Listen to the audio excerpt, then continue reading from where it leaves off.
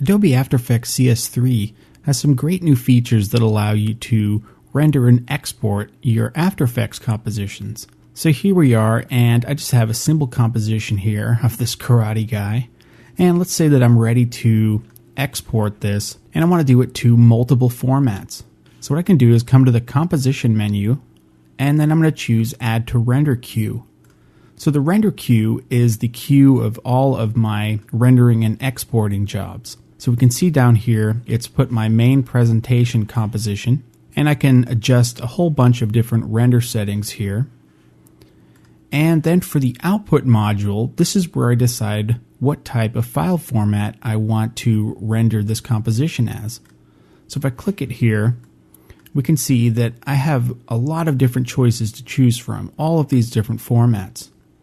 Now, one of the most exciting features of After Effects CS3 is that we can now add flash video to the render queue.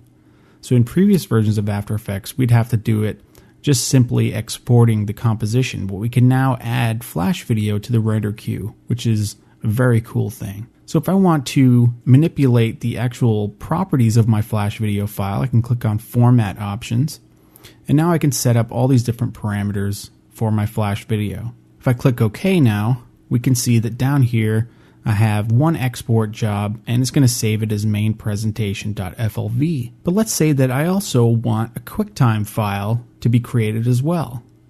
So I don't have to add a whole new job here to the render queue.